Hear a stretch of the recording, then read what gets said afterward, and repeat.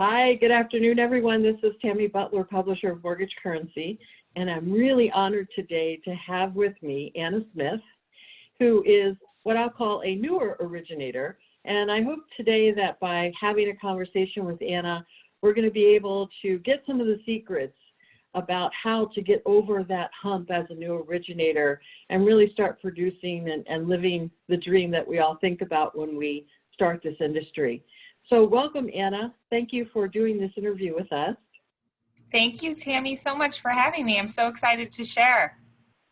Yeah, absolutely. So tell me, I know that your background is not mortgage origination, so tell me how you got into the industry and really how it caught your attention. Yeah, so I'm supposed to be an accountant. I went to college to be a CPA, and when I graduated, I kind of had that itch to travel, so I ended up not being a CPA, and I traveled all over the world riding thoroughbred racehorses and making money riding horses. So I ended up here in Saratoga Springs, New York, almost 6 years ago to the date, and I fell in love with the town, and I was like, you know what? I probably should start doing something that was going to make me money and have a future and just a little more substance to what I was doing. So I retired. I stayed in Saratoga in a friend's basement, and I started looking for jobs. But guess what? When you ride horses for a long time, nobody wants to hire you. So I worked an hourly job as a bank teller, like, I don't know, it was like $8 or $9 an hour. They would not interview me for the mortgage department, which I was like, I have the background in numbers. I had a friend growing up that did mortgage. She always seemed like she loved her job and did really well and had time off in the holidays with family. So I was like, I want to do mortgage. So I tried to get an interview, couldn't. No one wanted to hire me because I didn't have any experience doing mortgage lending.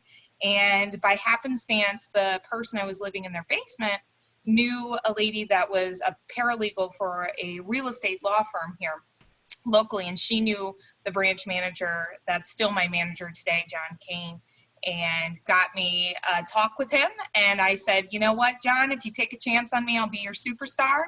And he took a chance, and here we are, like 5.5 years later. Well, that's fantastic. You know, I've watched you kind of grow up on, I met you several years ago at a Mortgage Girlfriends event. And then I've watched you grow up what we'll call online and Facebook, and you're fantastic at doing videos and really trying to connect with your audience. So if you can tell me that, you know, from the beginning, I'm sure that there were some fears that you had, even though you seemed like you were really confident that this is what you wanted to do. But what was it that when you first got into it and thought this was the dream job, what was it that you kind of looked at and said, maybe I didn't enter the right career for me, and how am I going to make money? And really those first beginnings. Can you kind of go through some of that for our originators? Yeah, sure. I mean, anytime you go through change, there's a lot of fear there, but I think when I first thought I was going to do mortgages for a living, that it would be, I write up an application and then they get the loan and I get paid. And anybody that is even in their first month of mortgage knows that that's not how it works. It's much more complicated than that. So I think originally my biggest fear wasn't even gaining the business. It was just having the knowledge to be able to guide people in the biggest financial decision of their lives, and messing up because, you know, I didn't know anyone here. So if I messed up a loan and it's a small enough area, I felt like, oh my God, if this loan doesn't close, it's the end of the world. So that added a lot of stress to it, just not knowing what I was doing, not knowing what a down payment. I didn't even really know how to spell mortgage when I started, to be fair. I was like, oh, there's a T in it. So how did you get over, how did you learn? I mean, how did you get over that hump? What was it that you did? So luckily, my company and my managers at the time put me through the Zinix training course that Casey Cunningham has, to which I studied, and I went through all the series that they offered. So that gave me a really good base knowledge of, what's an FHA loan, what's a conventional loan, what's fixed rate mean, what's an adjustable rate mortgage. I mean, I probably studied harder for those tests than I did my college degree. Don't tell Indiana University I said that, or my mother. But I studied so hard just to get the basics. And then the other part of it was I had great mentors and support at that time to learn. I would text my branch manager at all odd hours of the night, screenshot a message. Somebody asked me a question. What's the answer to this? What's the answer to this? I mean, it probably drove him nuts. So, but. Yeah. Well, that's okay. Apparently it turned out well for him, especially if you're still with him. So you started out with that basic training. You studied hard, like I think a lot of people have to, because I actually created a list of what you need to learn as a new originator, and it is monumental, just monumental. So when you did that, I'm sure that the first thing, or one of the first things you needed to do, was get leads or referrals. So tell me how you started that process. So I mentioned I rode race horses and I was in Saratoga. And here in Saratoga Springs, the horse racing is, not everybody loves it, but people think it's cool. It's like the thing to do. So I took my horses and used that as a talking point. So if people didn't want to talk to me about mortgage, which most people already have 12 people they refer to and they're pestered, if you will, all the time for mortgage business, if they didn't want to talk to me about that, then I would bring in the horses or take them to the races, and they'd want to talk to me about that. And that allowed me to establish, the know, like, and trust factor, which inevitably leads to referrals. Some of those people that I initially courted at the beginning of my career just now sent me deals. Like, it took 5 years. Okay. So. Okay. So when you would call them up, or how would you contact them? And was it a phone call that you made? Was it a email that you sent? Was it snail mail that you sent? How did you contact them to try to get them to either talk to you or go to the races with you, or however you approached it? So I did a number of things at the beginning. I did everything at the beginning, everything that you could do, emails, texts, calls. But a couple of the big things that I did were I would, be like, hey, let's go grab a drink. Let's go to the races, blah, blah, blah.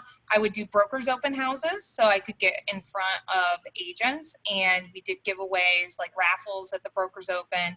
And I would use that as an excuse to wrangle people for coffee.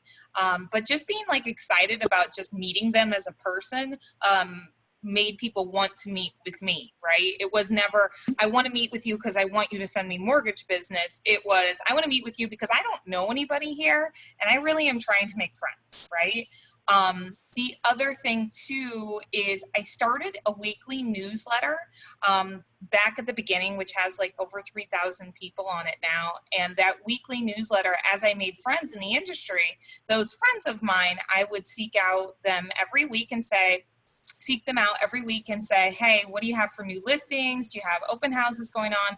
And I started composing an email that gave everybody these updates, and it grew and it grew and it grew. And of course, very quickly, that email newsletter, I couldn't fit all the listings or the open houses in. So I started putting business tips, things from mortgage girlfriends, things from mortgage currency in that newsletter, but it still touches them nearly every Friday at about nearly every time. So there are people that expect that email, and that kept me top of mind, in addition to adding everyone that I met on social media. Okay. So you added everyone on social media. You've got this newsletter that's going out, and really, one of the things I recommend to new originators is to start a community happening sort of page on Facebook. But you did that through a newsletter, which is just as effective, it sounds like. Mm-hmm. So what you did is you kind of said, okay, here's what's happening this week in Saratoga Springs. And so people signed up, and you're able to keep yourself in front of people that way. Yep. And for a while there, I didn't have a lot to share. So, that summer it was sometimes horse picks at the races, or what races were happening that weekend. Stuff people wanted to read. It was never about mortgage. Like at any time, I don't think and a lot of salespeople might poo-poo this, but I don't think, in the last 5.5 years, I have asked somebody directly, maybe once or twice, that to send me leads. Like, it's always just been about the relationship. Okay. And I think that's an important part, because there are two types of sales. There's the transactional sale where you're selling something and you only want to sell, a widget one time. And there's the building of the relationships. And I think that salespeople have a difficult time making that distinction between the two. And in our industry, you're demonstrating that relationship is exactly what people are seeking.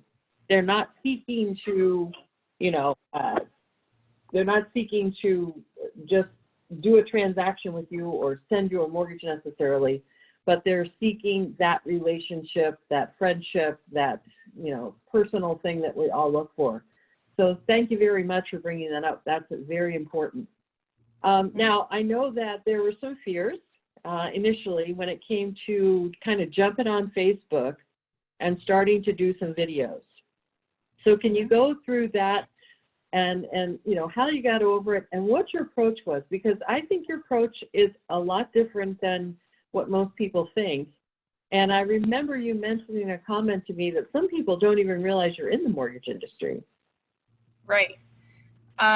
So as far as fear goes, I didn't have a lot of fear of being on camera, so I'm lucky in that respect. I did live television for a bit here for Saratoga Race Course, so I didn't have a lot of fear with that. And I was lucky enough to kind of be in college when Facebook came out, so I've been using it a long time. But I am also happy to share with anyone that may have some qualms with social media. I have some social media tips. If anybody wants some social media training, I can share what I have as far as that goes. But my videos, there are so many people that are obsessed with their business page and they want to push mortgage rates and mortgage products and mortgage this. Nobody cares. Like, absolutely no one cares that you do mortgages. Nobody cares that you do mortgages until they need a mortgage or they want to refer someone for a mortgage.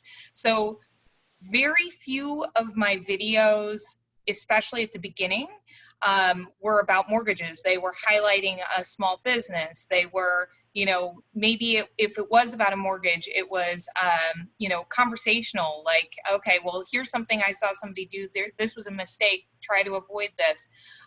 As we've switched into this COVID pandemic thing, I've changed my tune a little bit because I wanted to take territory over as the mortgage originator that knew what was going on. So the majority of my videos, over the last 3 months have been, what are the changes in the industry? What's going on? What can you expect as a real estate agent or as a consumer? But you'll also see sprinkled in there just very positive videos because people in traumatic times remember things more than on a regular basis. So, but nobody cares if you do mortgages or not. So, and if you have a super compliance company that you work for, you can do video and not talk one lick about mortgages. And how is that going to be a compliance problem? You know what I mean? So. Right, exactly. And I think that you face that issue, right? And you're in a tough state, because in your state, you have to be very careful about what you say on social media. It's like the only state in the country that is that severe, where you can't even ask for business. Otherwise, they, jump all over you and fine you. So I commend you for finding a way, I won't say around it, but a way to get yourself out there and stay top of mind. Yes. Now, have you ever used or do you think it's important to, basically have conversations about what we'll call educational topics on things that people might be curious about? Is that something that ever hits your videos? Yeah. So I rack my brain a lot about what do people want to know? Like, even when I was doing my newsletter and it wasn't social media, like what is something, if I were a real estate agent or I were going to buy a house, what would I want to know? And that is what I put out there. I would want to know X. I would want to know the number one thing that I, shouldn't do when I'm getting a mortgage. Like, what's going to pique somebody's interest to actually watch? Because if you're just listing out rates for the day, nobody cares. So it's always thinking about one of my degrees. So I have 2 degrees, it's in accounting and marketing. I've always been very interested in marketing. So it's always just thinking, what does the consumer want? And then give that to them, because that's what they're going to consume. So. Okay. Okay, great approach. And then the other question I had is, I remember a time, I don't know if it was the first time I met you or the second time, but I remember a time when you were totally overwhelmed by the amount of business that you were getting, and it was just you. Mm-hmm. And what did you do to try to change that, and how did that work out for you? Well, in mortgage, and I think a lot of even the more seasoned than me professionals can say, you kind of got to be able to do everything. You have to sell, you have to know how to do a mortgage, you have to know how to solve problems, you have to know how to get it to closing, you have to talk to clients, you have to talk to agents.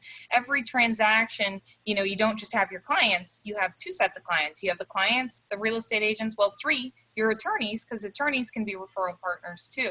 So it can be a lot. I knew very early on in my career, probably the first 6 months, that I was going to have to do a team concept in order to live any type of life where I could take time off or, sleep in on a Saturday if I wanted to. So very early on, I started developing that game plan just to delegate some things and have that support. So now the team there's 4 of us. We have our processor, Fran, who's wonderful. And originally I hired an assistant, is what her title is, or loan officer support, but she's more like my right hand. And I hired her like 3 years ago, I think it was, just to take some of the administrative marketing stuff off my plate, look up taxes, things like that. And then last year, about a year and a half ago, we hired another loan officer that can also originate. So, for example, while I'm on this call right now, she's going through any new applications that came through last night, getting them prepped, pulling credit, pre-approving, sending letters as necessary, running numbers for clients while I'm able to do this, which is helping to build and grow the business. So I don't know if that answers your question. Oh yeah, that's perfect. Thank you very much. I think that there's a transition period where you go from, I can handle this, I can do it, to, oh no, now what do I do, to, I can't even sleep. And then you start to realize that it's like the time blocking, scheduling your day and getting assistance is help. Yeah, it's like, you go along, your business grows, and then you hit this pain point where like, okay, it hurts now. I can't sleep, I can't eat, I'm stressed out, I've bitten off all my nails. And then you either add systems, or you add people, or you add both. And then you grow, and then you hit that point again, and it's like, okay, we're all in pain. We need to either change a system, add a system, make an update, or add a person, and then kind of continuing from there. But as you hit those pain points, recognizing that it is virtually impossible to be a high producing loan officer on your own, because there's just not enough hours in the day. Right, right, exactly. So I guess to wrap this up, I think that new originators are looking for, if you were to start all over again, how would you get started in this business? What are some of the tips that you can give them to get started, get over the hump, anything that would help them that you learned, because hindsight is 20/20? Sure. So first things first, and I did it before I could afford it, but if I knew then what I know now, I would have hired my coach even sooner. So I work with a business coach, a personal coach, and a therapist. It takes a lot to keep the ship running, right? A lot to keep the boat afloat. But I would have hired my business coach even sooner, even though I did that within a year of starting. So that's important. Making sure that you're continually learning through mortgage currency. I also have my CMPS. The CMPS training is phenomenal. It's hard work, but you learn, it's that next level above Zinix training where you can learn more about the markets, how mortgages actually work. Learn, read all the books, read everything that you can get your hands on, and, find someone either locally or not locally. I lean on our Mortgage Girlfriends group a lot. you know, that you have some sort of support to ask questions to, because you won't make it alone, and it takes a full village and then some to learn and get the answers that you need, because none of us, not a single one of us in this industry, not even the presidents of some of these major banks, know all the answers or have all the answers. So you just have to have a support network that will allow you to find the answer that you need, because nobody actually really knows everything in mortgage. While your real estate agents may think you do, it's all about, you know, being able to find the answer and having that support system. So Yeah, I don't know if that exactly. answers your question. Oh yeah, that's perfect. Very good. So thank you, Anna. I really appreciate. I'm sure that your wisdom imparted on new originators through this interview is going to really help shape some lives. If anything, they're going to pick up some tidbits that maybe they didn't think about that they can do, and it will definitely change their life journey. So I do thank you for sharing that today. For anyone that is interested in new originator training, it's free. It's at the Mortgage Hive. It's a Facebook group, and we will be hosting this video on that group. So we hope to see you there. Thanks, everyone. Have a great day.